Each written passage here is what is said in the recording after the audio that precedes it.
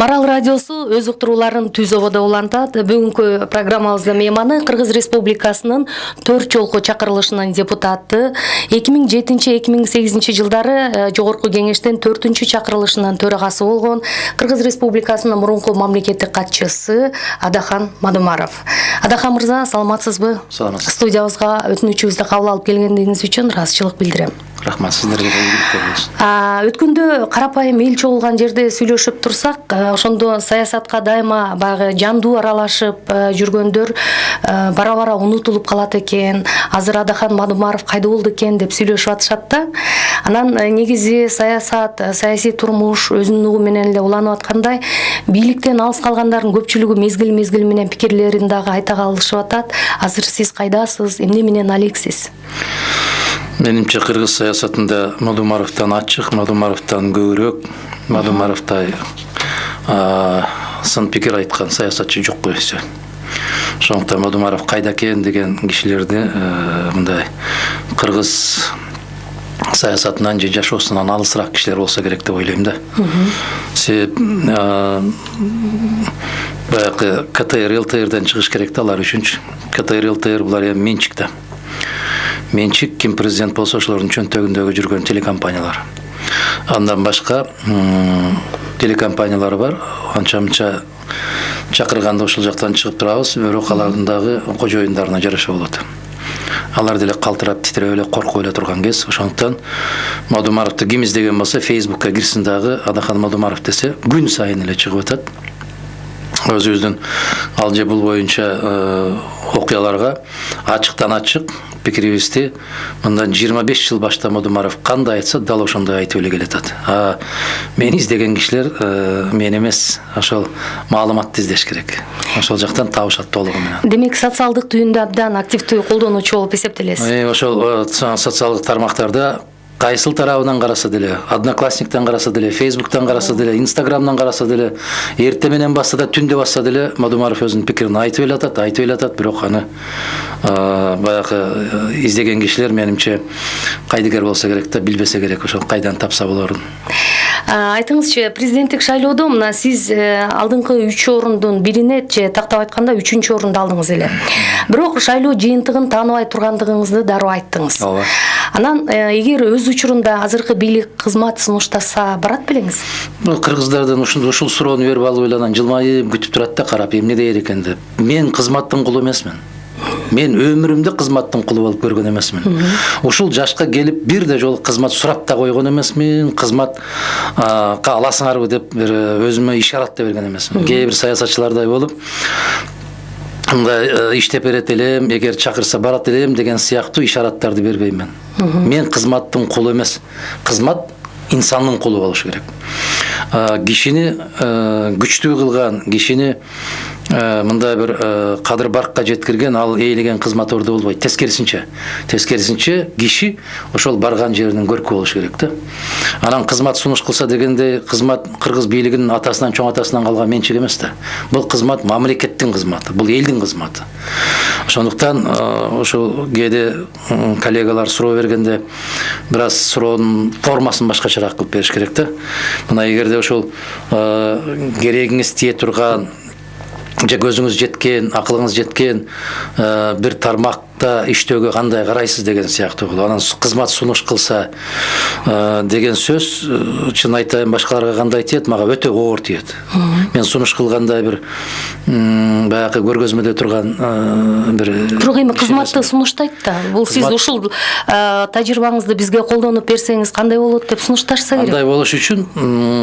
Андай болуш үчүн бийликте тургандардын өзүнүн даражасы аябай бийик деңгээлде болуш керек, бекем деңгээлде болуш керек. Анан саясий көрүнгөсү дагы, тажрыйбасы дагы, маданияты дагы өтө жогору болуш керек. Себеп бүгүнкү күндөгү кызматтагы мен Аскар Акаевич кезинде 2 жолу кызмат сунуш кылган. Бирөөндө губернаторлук кызматты, бирөөндө 2 министрликти бириктирип, ошол чоң министрликке мен барган эмесмин. Эмнеге? Мага эптеп эле ошол жерге баруу максат эмес. Барганда эмне кыласың? Эмне бүтүрөсүң? Мана ошол команда менен, ошол жетекчиликтер менен өзүңдүн алдыңа койгон ой максатты ишке ашыра аласыңбы, жокпу? Ашыра албайсың. Ашыра албагандан кийин ал жерге баруунун кажети жок. Эрте менен ошол папканы көтөрүп алып эле машинага отуруп барып кабинетиңе кирип отуруунун кажети жок мага. артыңдан эмне калтырасың, кандай из калат. Ошол сыяктуу маселелер болуш керек. Андан кийин Бакиев менен пикирибиз дал келишпей калганда дагы бир эмес 2 жолу өзүм кызматтан чегингенмин. Вице-премьер кезинде бир кызматтан чегиндим, кабыл алышпай койгон. Себеп биздин пикирибиз дал келбей калган. Ошол мезгилде билсеңиздер, өкмөттүн бүт баары, айрыкча каржы министри чырылдап эле жанакы ХИПИК программасына киребиз деп кыйкырышып атканда, ошол өкмөттөн жападан жалгыз Мадумаров калган, вице-премьер. ХИПИКке кирсек, биздин айбирибиз айрымдай төгүлөт. Жапаров тарабынан көтөрүлдү беле ал учурда? Барекелде. Ошол Жапаров тарабынан, дагы бир атка минерлер тарабынан, азыр бүгүнкү күндө аябай апапакай болуп эле жүрүшүп атпайбы? Кезинде ошол кыргыз мамлекеттин ошол ХИПИКке киргизип, Африка өлкөлөрү менен теңип коюуга да макул болушкан азаматтар болгон. Акча көргөндө акылдан азгандар толтура болгон да. Ошондо дагы Мадумаров жападан жалгыз калган. Каршы болуп. 72-нчи Конституциянын 72-нчи беренесин алайык. Менин кызматтан чегинүүмдү кабыл алыңыз деп мен жазгам. Ошондо жогорку кеңеш чакырып алып, эгер жазуулар болгон болсо чыгыш керек, бирок кыргыз жакшы жагын айтпайт, эч качан айтпайт. Эч качан айтпайт. Себеп биздин ичибизге мындай бир таруу айланбай калды да, аябай ичтардык. Ошондо мен трибунага чакырып алышып, жогорку кеңеш айтышкан, эмнеге өкмөттүн баары макул болсо, сиз каршы болуп атасыз деп. Мен ошондо айткам. Өрмөлөп жүрүп, жугунду ичип аман калганча тике туруп ачып койгон артык. Мен үчүн ошондой. Кыргыз мамлекети, кыргыз өкмөтү ХИПИК программасына кирбеш керек деп. Бүгүнкү күнгө чейин жана жазма булактарда калып калыптыр, Кудайга шүгүр. Жанакы көргөзмө видео тасмалар менимче ал болгон болсо дагы өчүрүп салышат да, себеп биздин мамлекет белгилүү. Ошондуктан мен кызматтын эч качан колу болбойм дагы, болгум да келбейт. Андан кийин ошондой болуп кеткенден кийин Бакиев кайрадан чакырып кызмат сунуштаган, бирок бир жолу ишенимден чыккандан кийин кайрадан ал жака баруунун кажети жок. Албетте азыр өзүңүз дагы оюңузду айтып атасыз. Кайсы бир маалымат каражатына берген маегиңизде өзүңүз да белгилеген экенсиз. Мен бир адамга эмес, жалпы мамлекетке, жалпы элге кызмат кылам депчи. Бирок ошол эле учурда сиздин айрым оппоненттериңиз учурунда Бакиевдин бийлигине мындай аябагандай эбегейсиз кызмат кылган деп сындап жүрүшөт да, же бул көрө албастыкпы, же сиз айткандай ичине таруу айланбагандарын чыгарган? Ичине таруу айланбагандар, ошол сындап жүргөндөр, ошол Бакиевдин шыпыргысы болуп жүргөндөр өзү. Мен дайым пикиримди ачык айткам. Ошол вице-премьер кезинде дагы төрага, жогорку кеңештин төрагасы болуп турганда мен айткам. Түшкө чейин бирди сүйлөп, түштөн кийин пикирин өзгөрткөн президенттин келечеги болбойт. Бул аябай каттуу, ачык айтылган сөз. Кызмат баягы коопсуздук кызматынын катчысы болуп турган кезинде ошол баягы инисине генералдыкты берүү боюнча каршы архивди караса чыгат. Мадумаровтан башка эч ким каршы чыккан эмес. Тескерисинче бүгүн Мадумаровго сын айтып аткандар ошол Бакиевдердин аябагандай каттуу берешендигин көрүшкөн. Алардан аябагандай белектерди алып жүрүшкөн, батирлерди алып жүрүшкөн, машиналарды тээп жүрүшкөн. Кечинде алар менен чогуу чай ичпесе, чай ичпей калган күндөрү болгон эместер. Бүгүнкү күндө аябай кайрадан ордендерди алып, медалдарды алып шаңкайып жүрүшөт, аларга жараша берет экен. Мен дагы бир жолу баса белгилеп айтам, өмүрүмдө бир кишиге кызмат кылган эмесмин, кылбайм дагы. Бул бир. Экинчиси, ким эмне десе ошол десин, тарых баарын ордуна келтирип коет. Мына 70 жылга жакын мезгил эмес, кийинки эле мезгилдерде бизди баягы советтик жетекчилерди аябагандай каттуу каралап келишпеди беле? Алардын аттары менен, алардын фамилияларын ататпай койгон учурлар болгон бизге. Ошолордун ичинде кыргыздардын деле жетекчилери бар. Жусуп Абдрахманов сыяктуу, Исхак Разаков сыяктуу, Абдыкерим Сыдыков сыяктуу. Мына көктө жанган жылдыздар көгөрүп күйүп турат. Алар эч качан өчпөйт. Убактылуу баягындай болуп, шамчырактай болуп күйүп өчүп кеткендер, алар боло берет. Болуп келген боло берет да. Союздун мезгилинде кече Разановдунбу, Рогозиндинби фильми чыгыптыр, Лаврентий Берия боюнча. Бизге Берияны аябагандай камкор кылып көрсөтүп келбеди беле? Берия болбосо Союз болбойт экен го. Документтердин баары чыкпадыбы? Ошол сыяктуу бүгүнкү күндө жанагы жегичтердин, ичкичтердин заманы болуп атканда, алдым жуттумдардын заманы болуп атканда, биринекин таза инсандарга бүтүндөй каражаттарын сарпташат да ошолорду каралашат. Мадумаров ошолордун кат башында. Мен ага көнүп калдым. Мына өзүңүз айткандай ошол эле криминал, уурдоо, коррупция сиздин айныгыз душмандарыңыз экенин билебиз.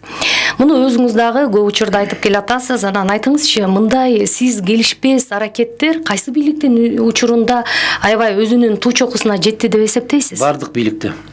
Эч качан өзгөргөн жок. Ошол Аскар Акаевден башталып, Акаевден башталып бүгүнкүгө чейин. Эми мына тарыхты карап көрсөңүздөр, 14 жыл бою ачык пикирди айткан Мадумаров Акаев кеткенден кийин бир сөз айткан жок. Акаевдин ошол кийип койгон көйнөгүнө намаз окуганга даяр болуп жүргөн азаматтардын баары баатыр болуп чыга келди. Ошондо Мадумаровдун айткан бир сөзү бар. Жарадар болгон арстандын үстүнө чөйлөр чыгып ойноп калды деп. Кече эле ал кишинин атын айткандан коркот эле го. Мына Бакиевди биз атабыз кылбаган жакшылыктарды кылган, бул атабыздан дагы керемет инсан экен.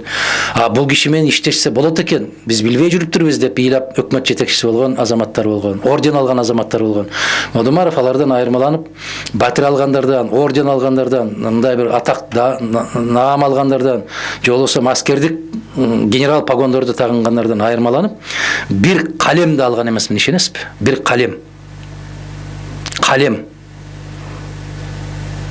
Бирок сиздин жакындыгыңыз жөнүндө көп видеолор таркап кетпедиби? Тарап кетет, себеп алардын видеолорун таратып издей турган болсо билесизби? Бакиев менен кучакташып өбүшүп аткандардын канчасы чыгат. Алар баары катат, булар куу, булар шайтан сыяктуу. Баарын артынан тазалап жүрүшөт да, жана артынан из калтырбастан. Менде андай арамдык ой жок.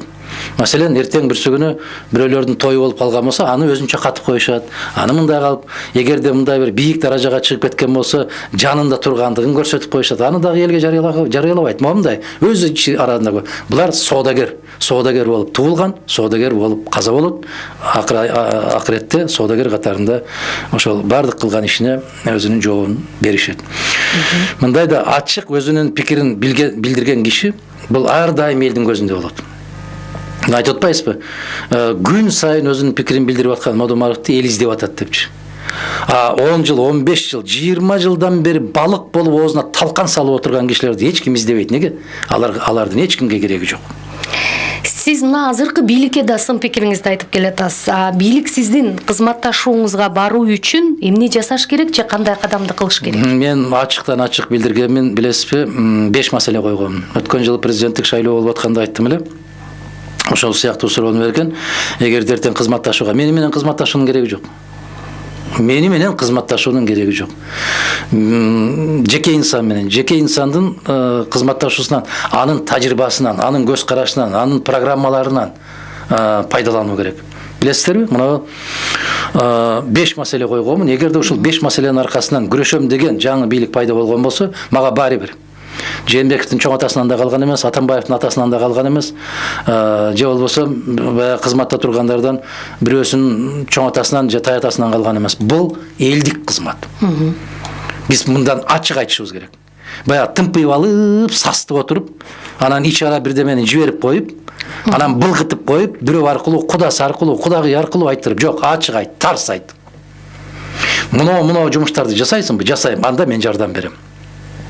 Мына кылмыштардын бетин ачасыңбы? Ачам, анда мен жардам берем. Мына соңку мезгилдерде болуп өткөн, билесизби, сиздин эсиңизде барбы? Жана Отунбаева президент болуп шайланды деп жарыя салганда, жападан жалгыз Мадумаров айтпады беле? Жалган. Шайланган жок, самозванка деп. Баары тымпыйып унчуккан жок. Тим эле аркасынан жүрүп алып, генералдардын чуркаганын айтпаңыз. Юбканын ичине кире качты. 6 жыл өтүп, киши кеткенден кийин аянтка чакырып алып, тарс башка бир иш алып атат. Сен шайланган эмессиң, эл добуш берген эмес. Ошондо ким адилеттүүрөөк болуп атат? Ошондо да Мадумаров айтты. Мына биздин бүтүн Кыргызстан өткөн жерден парламентке киргизбей койгондо Отунбаева. Мен мунун кабинетине кирип бетин айткам. Унчукпастан жер карап туруп берген. Кече төгөрөк столду да айттым. Мойнуна алып отурат. Биз 2 жолу парламенттик шайлоодо өткөн партиябыз. Мына эми ошонун азабын тартышып атат. Кантип тартат? Эл аралай албайт. Мына ошондой кылган жашоон курусун. Парламентке кирбей калып, биз Кыргызстандын 4 бурчунун кайсы жерине барбайлы, көкүрөгүбүздү көтөрүп, башыбызды бийик кармап, ариетибизди, намысыбызды бекем кармап жүрүп атабыз. Чексиз шүгүрчүлүк келтирем жаратканга. Кыргызстандын кайсы жерине барбалы, бардык жерден ушул кучактап чын көңүлү менен көкүрөгү менен тосуп алат. Кеп кызматта эмес экен, кеп адамдын инсандын өзүндө, инсандыгында. Ошондуктан убагында айтыш керек. Карындашым, убагында айтуу керек, ачуу, таттуу убагында айт, а кеткенден кийин жоңгуй. Учурда Кыргызстандын саясий аренасында сиздин ролуңуз, ордуңуз кандай деп ойлойсуз? Аны мен бербейм, аны тарых берет. Мен баягы Кыргызстандан күчтүү, көрөгөч, азамат, принципиалдуу, туруктуу бир жигиттин келишини каалабагандар толтура Кыргызстандын ичинде. Кыргызмын деп жүрүп алып, кыргыз үчүн күйгөндөй болуп, азаматтар өтө чексиз кыргыз улутуна, мамлекетине, тамырына балта чаап аткандар ар кадам сайын чыгат. Айтып атпаймынбы, бүт бар алкын бузулганда, анан кошмо мамлекеттер деле кызыктар эмес. Алардын да каражаттары чыгарат. Аябай каражаттарды чыгарат дагы. Ушул кыргыз көтөрүлүп кетпесин, бир азамат чыгып кетпесин, бир жорго чыкса, бутка чаап, туягын кишине мертинтип туралы деген саясат жүрөт. Кимдин колу менен жасайт? Биздин кыргыз журналисттердин, кыргыз саясатчылардын тилекке каршы баягы жуугундукорлордун колу менен жасашат. Эмнеге? Аларды жек көрсөтүү, аларга жалган маалымат таратуу, анан карапайым эл өзүнчө караңгыда, маалымат жок деп атпайбы, деди деп уктук го. Анан жанакы жөн жерден тиги теректин башы кыймылдабаса керек, бир маселе болсо керек деп эбегейсиз чоң акчаларды сарптайт. Себеп чечкиндүү кыргыз жигиттери менен азамат кыздарды алдыга сүйрөп чыгаргысы келбейт. Жалаң жанагы торпок сөрөйлөрдү чыгарат да. Алар эрксиз болуш керек, алар сабатсыз болуш керек, алар бир нерсени көрө билбеш керек. Момундай натыйжада карап көрүңүз, соңку 7-8 жылдын ичинде кыргыз мамлекетинин, кыргыз элинин деп айтсак болот, бизге бирөө төлөп бербейт. Биздин башыбыздагы карыз эбегейсиз чоң акчага айланды. Аны төлөө 22 жылдан баштап аябагандай каттуу, оор, абдан оор күндөр келатат. Ушуну айтсаң, эч кимге жакпайт бүгүнкү күндө. Себеп эртеңки күндү ойлогон, эртеңкиге баш катырган улут калбай калды да.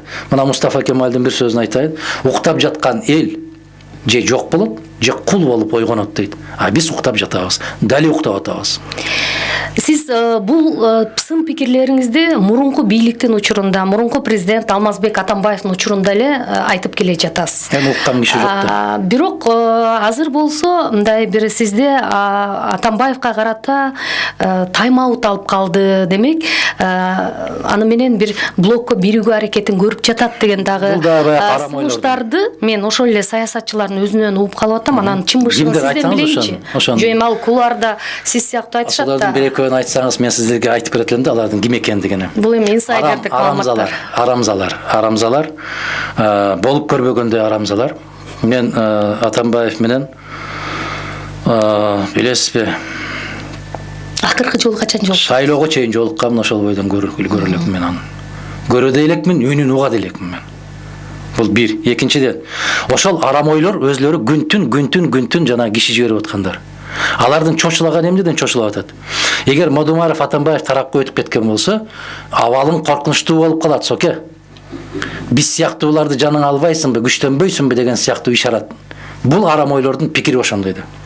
Мен дагы бир жолу айтам, Атамбаевдин сүйлөшмөк турсун, мен үнүн уга элекмин. Канча болуп кетти? Парламенттик шайлоонун 15-жыл болсо, азыр 18-жыл. Мен 3 жылдан бери ал кишинин көзүн көрө элекмин. Президенттик шайлоонун алдында да жолуккан. Парламенттик шайлоонун алдында. Парламенттик 2015 президенттик шайлоонун алдында такыр анын жыты да жок. Себеп досум Сокеден башка жарабайт деп эле кыйкырып туруп алгандан кантип киши жолугат аны менен. Бул бир жагы. Экинчи жагы, ал кеткенден кийин унчукпай койгонум, менин өзүмдүн принцибим бар. Киши кызматта турганда айт. Баягы жоо кеткенден кийин кылычыңды бир жерге чап деген жаман сөз бар да, аны ташка чап деп коебуз, маданиятуураак кылып. Негизгиси башка жерге чап дейт. Кеткенден кийин ырылдап, арсылдап, үрүп, улуп аркасынан ыйлагандар толтура болот. Киши кеткенден кийин мен принцибим тийбейм. Кызматта турабы? Колунда күчүндө турган мезгилде мен каттуу айтам. Каттуу сын пикир. Ошондуктан жана Акаевка дагы, Бакиевке дагы, Отунбаевка дагы, Атамбаевка дагы, Отунбаевага дагы мен эч нерсе деп айтпайм. Себеп кезинде менчелик айткан кишини таап бергилечи. Алдыда 2020 жылы мына парламенттик шайлоо келе атат. Бул абдан курч мүнөздө өтөт деп аналитиктер баа берип атат. Мен эми азыр айта албайм ал тууралуу. Эгерде Атамбаев сиз менен бир блокко биргели, бир партиянын алдында баралы десе, сунушун кабыл алууга даяр белеңиз? Билесизби, мага андай сунуш бериш үчүн адамдын жүрөгүндө бир тал жолборстун кылы болуш керек.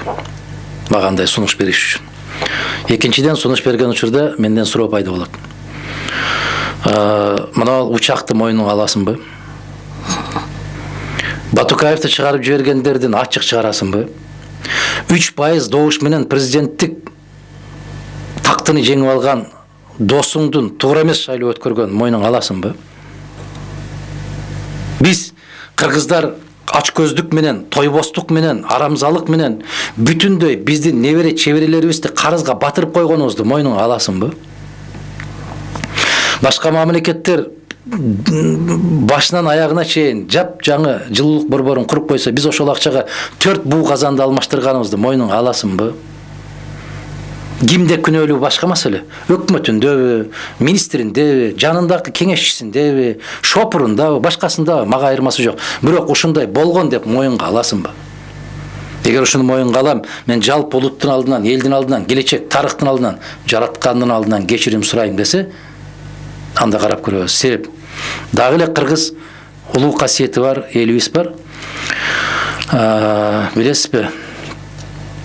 Адашканын айыбы жок.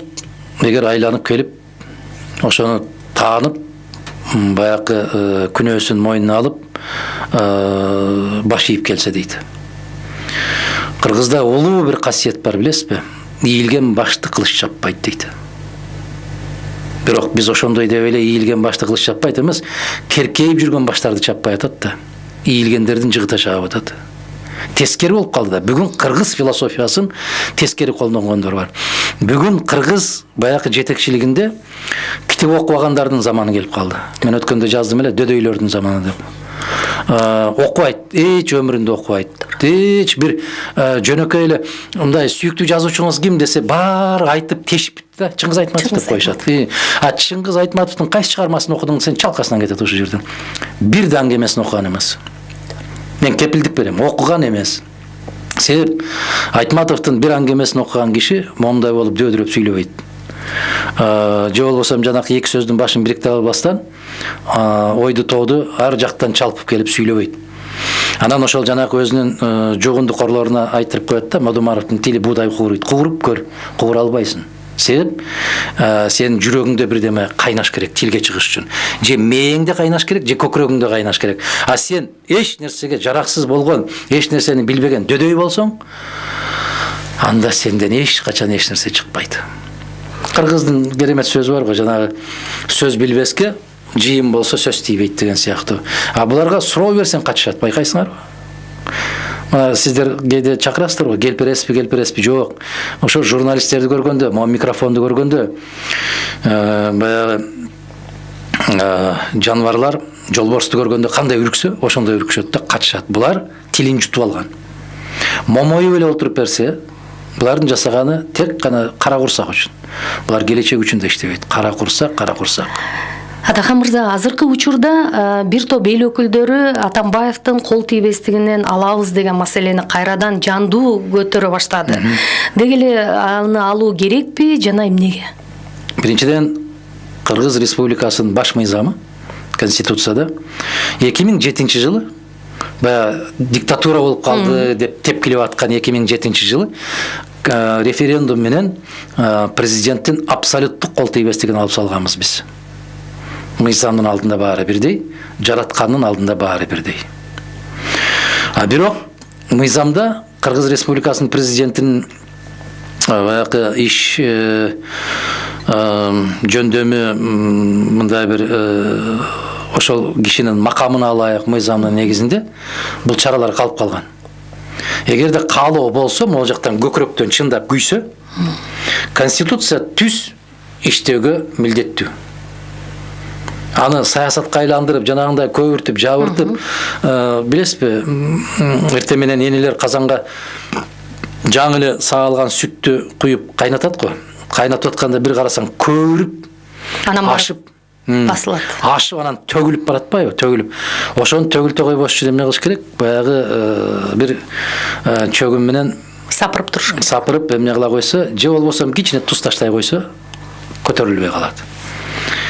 А көбүрүп жабырган буларга керек болуп атат. Азыркылар каттуу иштеп атат. Ой азамат. Биздин элге көп нерсенин кереги жок да.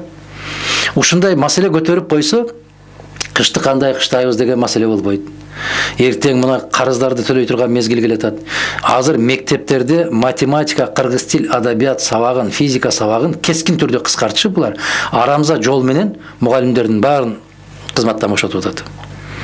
А кече азаматтар кыйкырбады беле, эгер мен шайланып калсам, мен жеңишке жетишсем, айлыгыңарды 2 эсе көтөрөм. Бирок мугалимдерге аз. Пейилине жараша да. Ошолор чуркады да, 500 сомдон 2000 сомдон алып чуркашты. Бүт баягы сандардын баарын оңдоп жазган ошол мугалимдер. Эмне болду? Өзүң кылган иш өз башыңа муш деген болуп атат. Мына ушундай арамза жол менен келген бийлик болуп калды тилекке каршы. Сиздин сурооңуздун түбүн түшүнүп турам мен. Азыр жарыя кылды деп атпайсыңарбы? Экстер деп баштабадыңыздарбы? Ошол парламент жетекчилерин, өкмөт жетекчилерин баарын жыйнап, маданият өкүлдөрүн жыйнап, жыйын өткөрөм дегендей кылып атат, дегендей бир сөздөр болуп атат. Жыйын өткөрүш максат болбош керек. Ошол жерде эгерде бизде кыргыз интеллигенциясы барбы деген суроо берилсе, мен айтар элем да, кыргыз интеллигенциясы жок бүгүнкү күндө, үнү чыкпайт. Мүмкүн үйдө жаткандыр.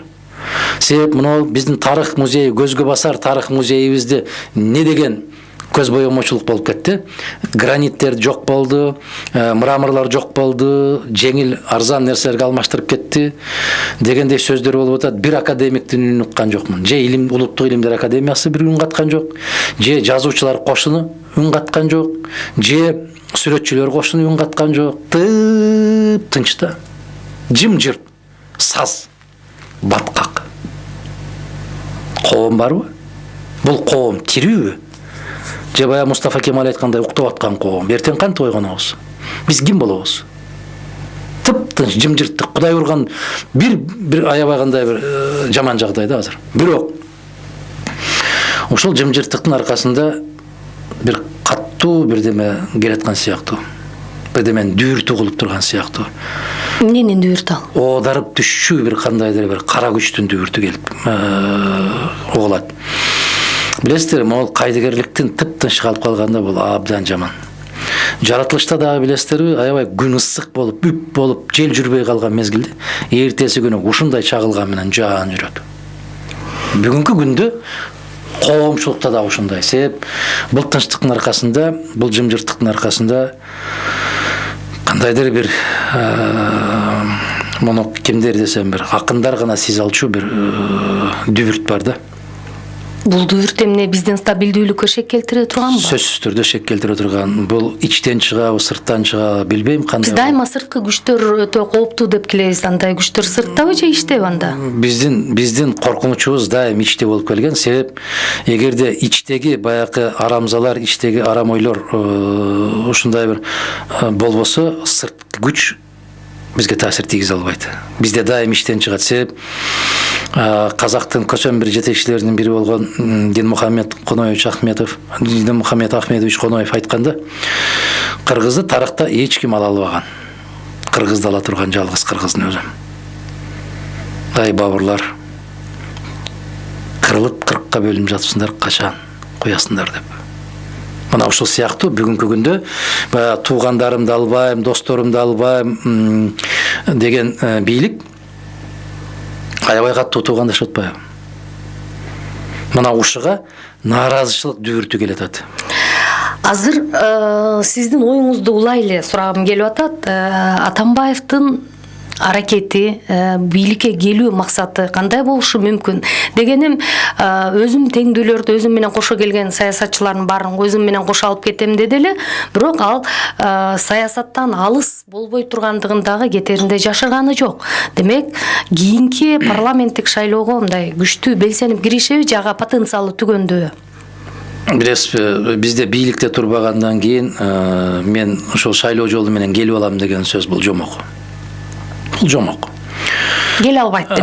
Атамбаев өзү мыкты билет. Эки шайлоо өткөрдү, эки шайлоодо тең кандай жолдор менен жеңиштик камсыз кылганын аябай жакшы билет. Ошон үчүн жана БШКнын кээ бир азаматтарына орден тагып, ыраазычылык билдирип, рахматын айтып келатат да. Ачык айтуу керек. Атамбаевга бүгүнкү күндө душман эмесмин мен, бирок ачык айтайын. Баягы СДПК ушунча пайыз добуш алды деген баары жалган, жомок. Бүгүнкү күндө досунун жеңип келген деле мындай бир өтө күмөн жаратат. Эртең бирсү күнү болбойбу?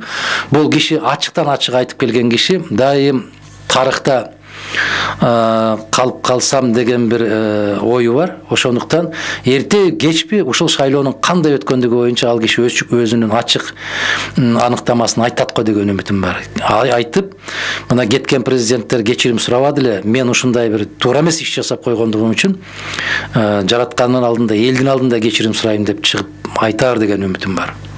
Эрте кечпи баары бир ар кандай жасаган ишибизге ким болбосун баарыбыз кечирим сурашыбыз керек. Парламентке келүү мүмкүнчүлүгү канчалык? Мүмкүнчүлүгү жок эсеп, шайлоодо азыр эми БШК алмашат. Баягы аябай каттуу кызмат көрсөткөн айымдарды кетет. Анан башка кызмат көрсөтүүгө даярмын деген азаматтар тизилип турат да, ишарат берип атпайбы? Жардам беришибиз керек, көмөк беришибиз керек. Бардыгыбыз биргелешип тартышыбыз керек бул жүктү деп ар жактан бул жактан үн чыгып атат. Ал үндөр бекер чыгып аткан жок. Бир жер бошоп калса мен бармын деген үндөр деп билишибиз керек да. Бул арамза ойлор, бирок ошону менен колдонушат кээ бир азаматтар. Атакан мырза, саясаттын айдыңызда сиз мындай жаш, амбициялуу кезиңизде келдиңиз, башкача айтканда 30 жашыңызда жогорку кеңештин депутаты болдуңуз. Ал учурда бул аябай эле чоң көрсөткүч катары бааланчу эле да. Анан катары менен 4 чакырылыштын депутаты болдуңуз, мамлекеттик катчы болдуңуз, спикер болдуңуз, Айтор Акаевдин да, Бакиевдин бийлигинде дагы иштедиңиз. Анан негизи ушу бийликте жүрүп жоготконуңуз эмне болду дагы? Анан тапканыңыз эмне болду? Кыргызстанда көп адамдарчы багы бийликте жүргөндө абдан байып кетишет экен да. Бул мындай аябай мүнөздүү көрүнүш. Туура айттыңыз. Мен саясатта жүргөн кезде мектепте окуп жүргөн балдар кечээ келе калып бүгүн пентхаусга чыгып кетишти. Чалкалап эл минбеген машиналарды минип калышты. Булар бул замандын, бул жалган дүйнөнүн жашоочулары, кулдары, байлыктын кулдары. Мен билесизби эмне жоготтум? Мен адамдык эркиндигимди жоготтум. Мен адамдай болуп, өзүбүздүн теңтуштардай болуп, каалаганымды жасап, каалаганымдай жашай алган жок. Кандайдыр бир калпка салынып калды дагы. Натыйжада элдин көзүнөн, сөзүнөн коркуп турдуңузбу? Ушу акыркы демим чыкканча корком. Жөн эле титрейсиң да. Эл дагы ушунчалык билип алды азыр. Кимге сөз таасир кылат да, кимге таасир кылбайт. Гейлери кечирип коесуз, шымын чечип башына кийип алса дагы маани бербейт да, бул илгери ушундай болгон. Мындан эмнени күтмөк элек дегендей кылып коет. Кээ бирөөлөрү чүчкүрүп койгон болсо дагы кепке калат, сөзгө калат. Билесизби, ушундай айырмасы бар да. Бул коом бир үй бүлө. Баягы тил алган баланы, тил алган кызды ата-энеси көп жумшайт да. Алар эң кем уктайт, азыраак уктайт, конокко да албайт, себеби үйдө калса, алар кетип калса жумуш токтоп калат. Анан тил албаган бир безерлер болот. Аларды жөн коет. Алар эртеден кечке чейин билген оюнун ойноп, билген жагында жүрүп, кечинде келип, тамактын жакшынакай жерин жеп алып, анан уктап калат. Ата-энеси ага көңүл деле бурбайт. Кой, айланайын. Эптеп эле 6 сан аман жүрсө болду деп коет да. Берки тил алчак балдарды, кыздарды идиш жууганда ошолор, көчө тазалаганда ошолор, отун жарганда ошолор, мал бакканда ошолор, чөп чапканда ошолор. Ошол сыяктуу мен баягы ушул мамлекеттен айттым го жана Бакиевтерден бир калем деп, бир калем сап албаган сыяктуу бул мамлекеттен бир кирпич албагандан кийин салыштырса эле ушу мени кошуп салыштырышат да. Кыргызстанды бүтүндөй бөлүп нан сындыргандай сындырып жеп алышты. Карк кекирип олтурушат, ошолор сүйкүмдүү. Ошолор сүйкүмдүү тилекке каршы. Себеп жалпы коомдун пейили, коомдогу улуулуктар, баалуулуктар өзгөргөндөн кийин ошолорду кыйын экен деген атка конуп калды да. Бүгүн мыкты поэзия жазган, ыр жазган акындарды кыйын дебейт. Мыкты комуз черткендерди кыйын дебейт. Аңгеме жазгандарды кыйын дебейт. Бүгүн кыйын экен деп кимди айтат? Жалаң ууруларды кыйын экен дейт. Бул заманда өтөт.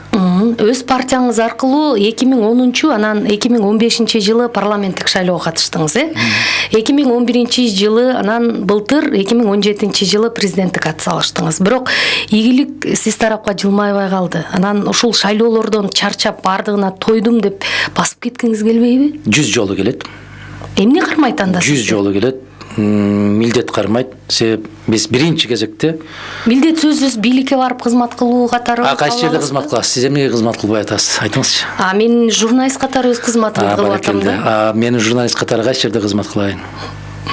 Мүмкүн башка бир медиа холдинг ачсаңыз сиздин колуңуздан келет эле. Баракелде, мен ачып койгон болсом ошол күнү жабылмак.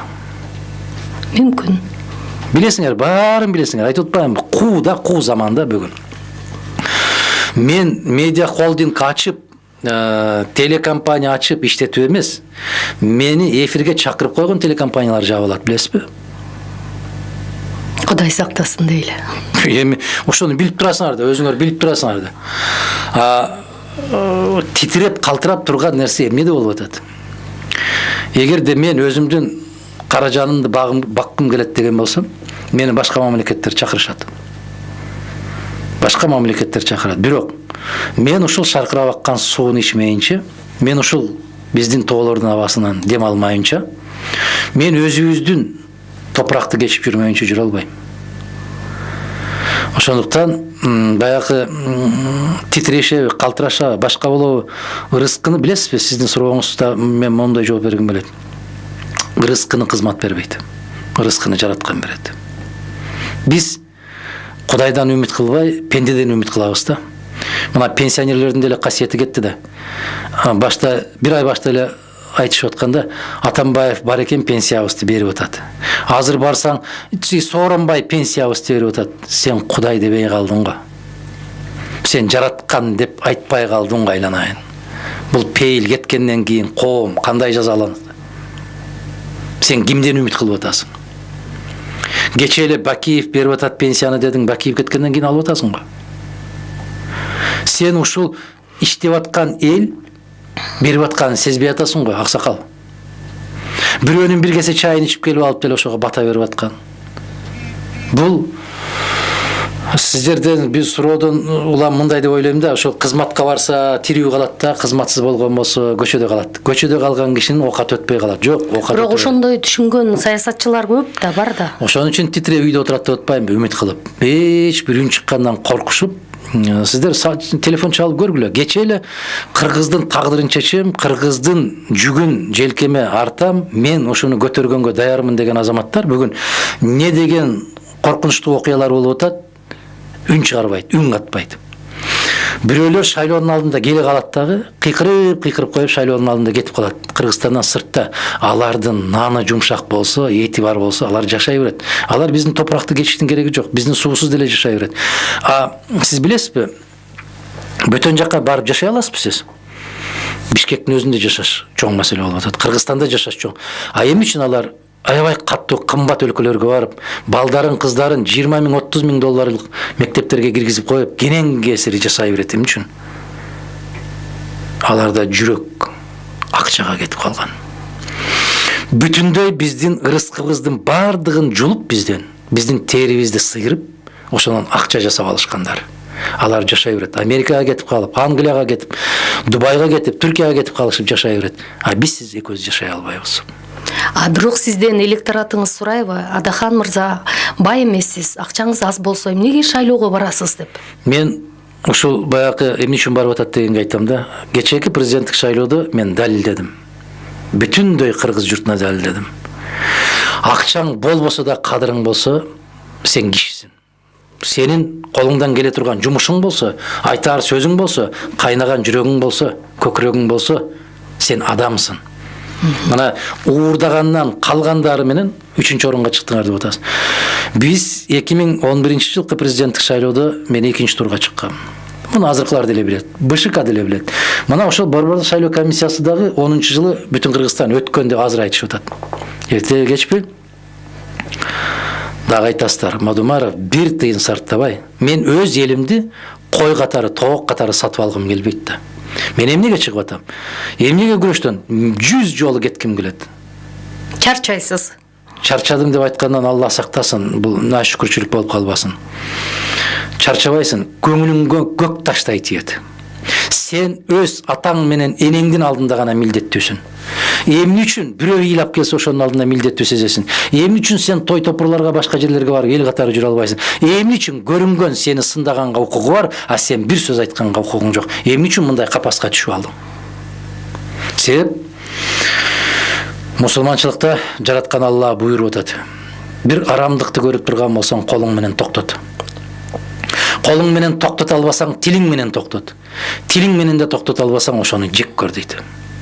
Көрдүңүзбү? А мен Кыргызстанда арамдыкты көрүп туруп, 6 саным аман туруп, акылым жетип туруп, а эмне үчүн мен ошого күрөшпөшүм керек? Демек, мен ун чыкпай ошого күрөшпөй, көзүмдү жумуп, үйдө өз оокатымды өзүм кылып жашап жатып алган болсом, мен кайдыгерликтин туу чокусуна жетип калам. Кандай ойлойсуң, негизи саясатта саясатчылардын арасында мындай дайыма бир позицияны сактап жүрүү мындай оорбу же бул ар кимдин бир пенделик мүнөзүнө, жүрүм турумуна жараша нерсеби да? Аябай оор. Учурунда сиз Ташиев, Келдибеков сыяктуу саясатчылар менен меморандум түздүңүз. Алар бир желектин алдында бул саясатчылар биригет экен деп электорат күттү эле, бирок кийин башка кетти. Билесизби, мен ушул бириккенимдин бир себеби, мен билгенмин, менин алдымда туруш өтө оор. Өтө оор, күйүп кетишет, билем мен аны. Бирок эмнеге сизде амбиция күчтүүбү? Айтайын да.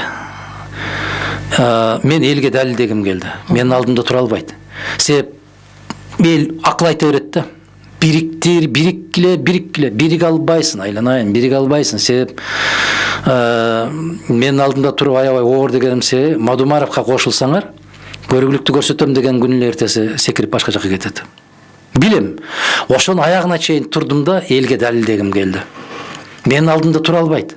Кеп менде эмес. Мен туруктуу өзүмдүн көз карашымды кылдай кыйш айтпайм. Бирок ар бир жагдайга жараша өзгөртүп турчу азаматтар кантип турсун?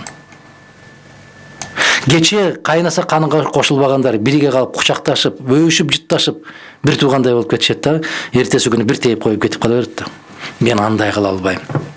Бул баягы дүйнөдө саясатта ушул же кыргыз саясатчыларынын эле мүнөздүүбү бул? Өтө каттуу өрчүп кеткен бул кыргыз саясатында. Ошондуктан кээ бир башка жактагы башка элдерден угабыз, туруксуздук боюнча сиздер алдасыздар деп айтат. Тышкы саясатыңыздар дагы ашмалтай чыкты, ички саясатыңыздар дагы туруксуздук боюнча 1-орунга чыгасыздар деп айтат. Ачуу сөз, бирок чындык. Кезегинде сиз Эмгек партиясы менен бириктиңиздер эле, Азыр Аскар Салымбеков менен мамилеңиз кандай? Мен шайлоо бүткөндөн бери ал кишини көрө элекмин. Себеп бул дагы далил. Мадумаровдун гана амбициясы эч ким менен бириге албайт дегени. Бириктиң, андан кийин эмне? Мына биз адилеттүүлүк үчүн деп биз сотко берсек, биздеги бүт баягы бузуктар боюнча сотко берген күнү ал киши Индияда жатып алып бербедиби? Жок. Бизде эч кандай доомат жок. Себеп көрсө бийлик менен тил табышуу аларга оңой да. Себеп токоштуу балдар алар. Токоштуу балдар. Токоштуу баланын колунан токошту алып коюш өтө оор да. Азыр сиз саясий партиянын иши менен алектенип атсаңыз керек, бирок үй бүлө бала бакыраны багыш керек да. Бизнесиңиз барбы? Мен өмүрүмдө бир күндө бизнесмен жасаган эмесмин, бизнес ишин кылган эмесмин. Билесизби, кезинде мына кээ бир аксакалдар кезинде ошол 90-жылдарында мага аябагандай каттуу кеңештерин беришкенде, бул күндөр өтүп кетип калат. Анын баарын түшүнө берген эл болбойт. эл тескерисинче колуңда болсо түшүнөт, колуңда болбосо түшүнбөйт деген азгырыктар аябай каттуу болгон. Мен өзүм бүгүнкү күндө бүгүнкү бийиктиктен карап ошол 30 жашка чейинки 30 жаштагы кезиме мен ыраазы болом. Себеп бир кишиге бир момундай бир шекер карыз болбогонума сыймыктанам. Бир киши мага ушундай бир шекер бердим эле деп айта албаганына сыймыктанам. Себеп мен өз тагдырыма өзүм ээмин. Өз оозума өзүм ээмин да. Кейлери баягы оозун булгап алып өзүнүн оюн айта албайт да. Бук болуп баягы кан басымы көтөрүлүп жүрөгү ооруп жүргөндөрдүн эмне үчүн болот? Эркин эмес. Менде Кудайга шүгүр баягы атам тирүү кезинде мен айтчу элем, бизде көпчүлүк учурда баягы тамак аш айылда болгондон кийин биздин тамыр айылдан келет. Атаң кеткенден кийин бүгүнкү чейин сизге келип турат. Атаң кеткенден кийин чындыгында баягы тоогун кулаган болот экен. Тоогун кулап канча жерден бир тууган болгондо дагы бир тууганын өзүнүн оокаты болуп калат, өзүнүн иши болуп калат. Ал нерсе келбей калгандан кийин жараткан баары бир куру койбойт. Билесизби? Бир нерсеге бир нерсе себепчи болуп кете берет. Мына ал соңку мезгилдерде баягы үй менен менин ишим жок азыр. Балам чоңоюп калган, 2 балам чоңоюп калган. Булар өздөрүнчө бир кичине бир ар нерсеге аракет кылышабы. Себеп конкурстардан өтөт, башка жерлерге барат, фамилиясын көргөндө эле чалкасынан түшүп эле буларды кызматка албай коюп, буларды ушунчалык тажатып жиберишти. Тажатып мектепте окуп жүргөндө тажатышты. Аскар Акаевдин кезинде не деген кордуктарды көрсөтүштү. Кийин жогорку окуу жайда университетте окуп жүргөндө не деген сөздөрдү айтышып жүрдү. Тажатып булардын да жүрөк заада кылып бүтүшкөн. Ошондуктан азыр ошол магистратурада деп ортомчу балам кошуна мамлекетке кетип калган. Өзү ушул жерден экзамен тапшырып отуруп, ошо интернет аркылуу жазып отуруп, ошол жакка кетти да, ошол жактан окуп атат. Чоң болсо ар нерсеге бир аракет кылып жүрөт. Ошондуктан үйдүн жүгүн бүт баардыгын ошол өзүнө алган азыр. Өзү көтөрүп жүрөт. Бир жерге эшик кагып киргенде азамат экен, жакшы экен дейт да, ким дегенде эле фамилиясын айтканда чалкасынан түшөт. Бир мамлекеттик кызматка алайын деген ою жок аларда. Студиябызга атайын келип куруп берген маегиңиз үчүн ыраазычылык билдирем. Ийгилик каалайм сизге. Рахмат, баарыбызга чогуу болсун. Биздин студиянын мейманы кеңири тааныштыруунун кажети жок. Бир сөз менен гана айтайын, саясатчы Адахан Мадумаров болду. Ушуну менен программабызды жыйынтыктайбыз. Кайрадан көрүшкөнчө аман болуңуздар.